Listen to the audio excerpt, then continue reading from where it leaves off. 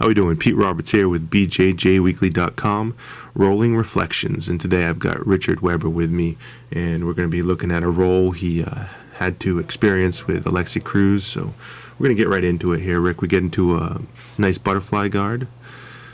Yeah, he works for the underhook. I go cross lapel and try to get him into my close guard game for a quick choke.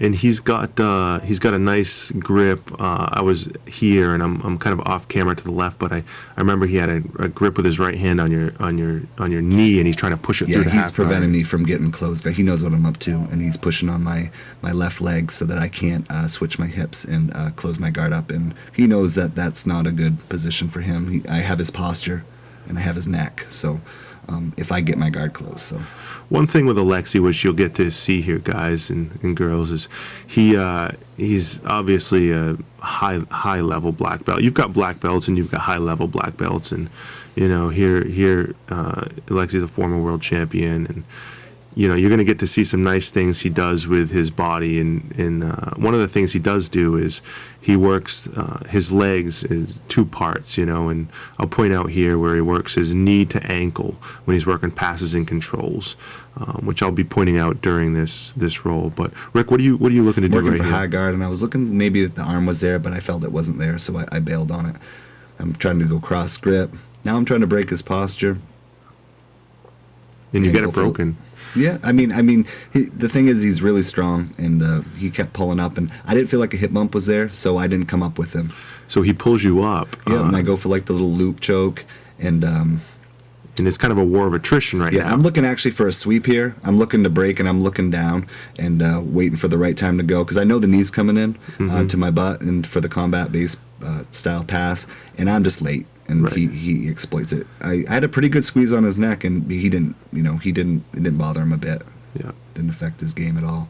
He's I think at this point you both are kind of like, okay, yeah, we this is going to be a little bit of, and you guys aren't flow rolling here. You're going pretty good. You're not trying to really submit each other, but you're positionally trying to dominate one another. I think he wanted to see a little bit of what I had, and he adjusted fairly quick. And right here he's sprawled out, and he felt as strong as he did with his base in a little closer. Him sprawled out. His hips are strong. His hips are strong in every position. So he's blocking my left leg. I can't get back. He does not want me in my closed guard again. And I think he brings his left hand inside here to try to get that control on the near side hip right there. You see his left hand drop because he's going to try to pass here, and you see his hip turn and his hip turn. Exactly. I'm trying to get the top knee in, and it's just not how he's he's moving his leg just enough, and I'm like, it's like a nightmare you can't wake up from. Right. He's got a nice cross face too, which always makes it difficult when you've got that shoulder adjusted. And I know that arm's in danger right there, but I was trying to use it to control, trying to sweep. I was trying to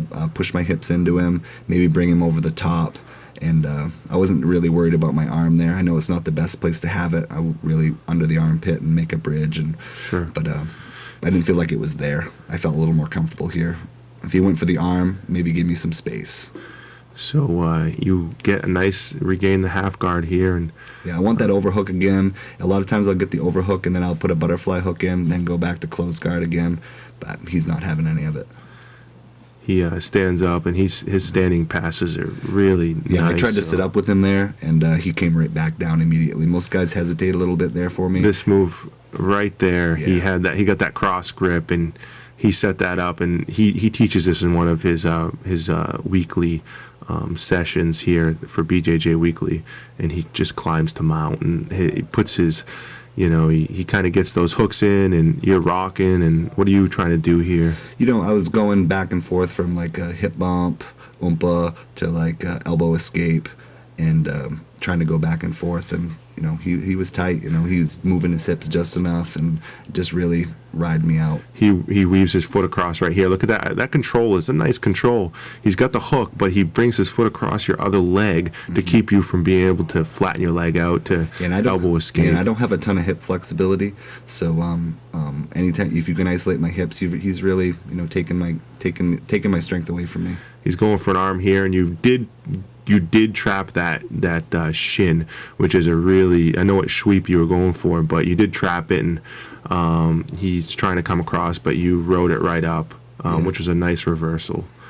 So we'll see what you're looking like here for Yeah, passing. I'm looking for a pass here, and I'm actually really tired, and I get sloppy. He dumps me right over, like white belt style. He gets no offense this- to the white belts out there, but he exposed me here. I mean, I was sloppy. I'm thinking, as you can see, I'm thinking, and anytime you're thinking on the mat, you're a step behind, especially with the black belt. And there's He's- that yeah, the boom. DLR, the DLR loop with the sweep. And I thought I could go inverted and swing back to close, but he had He's that got leg your trap. legs all he's tied got up. he's look, he had me figure four my Yeah. my ankle. I thought I could actually go after he swept me. I was actually no big deal. Just go back to guard, and he had my legs tied up, and never had anybody do that to me. So And when I'm talking about the shin to the ankle to knee, watch this pass right here. See how he boom. just moved. He kept his knee in the same position. The lower half of his leg moved for that pass. and like a windshield wiper motion. It's like a win- It's like exactly. the knee was the pivot. you don't need to whip your whole leg out. Yeah, You just no big movements, and as the leg goes, you think you have enough room, and as you react, it's already gone. exactly.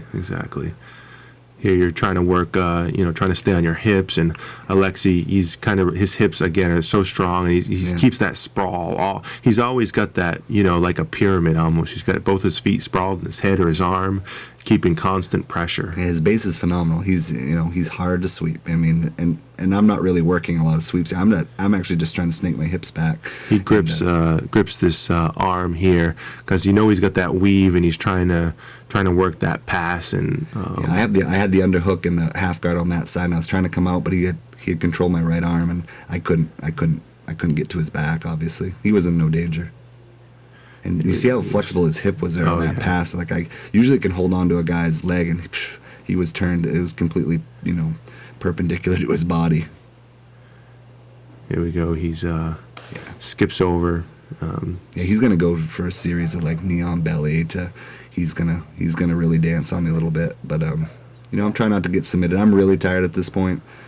He's really worn me down. He's tenacious. I mean, he, as you can see, hasn't backed up the whole match, so I can't get my knees in, and he's really worn me down. And it was at this point, it's like, well, don't get tapped. See if you can get back to guard, maybe shuck out and get to my knees or something and reset. But he just wouldn't give me my space, and that's why he's a black belt. Yeah, he gets this knee on belly here, and he's just trying to keep that constant pressure on you, and you're trying to lock down his whole side here. It looks like for sweep, but he just ends up putting a lot of forward pressure up on your chest, and with that knee and belly, and there's that kind of that sprawl. So yeah, right here, this is nothing. I'm just trying to squeeze his head a little bit, get him to back up so maybe I can swing. Make him to think about you. Yeah, I was just trying to give him a problem, but it really wasn't a problem. There he goes with that mount and puts his heels in your hips, and then skips to knee on belly. The mount to knee on belly was seamless. I mean, it was just like smooth. Boom, it was there, and nothing. It's like I said, a nightmare. You just can't wake up from. It's like it's one thing after another. I'm trying to get inverted. I'm trying to do anything to make a little space, get my feet on his hips, and I'm just squeezing his head, just trying to maybe back up for a second so I can spin out or something, and he's having none of it. He's too slick. He's got that grip on that mat side arm, which makes it real tough anytime somebody does that to escape when they suck that arm out. And he's worn me out. I mean, he knows, and he said, Rick, you've had enough. He's a gracious host. Awesome. And it's the first time I ever got to roll with him. I've actually never seen his stuff live, so I was in for the ride of my life. Awesome. Thanks, Rick. We'll see you guys in a future episode of BJJ Weekly's Rolling Reflections.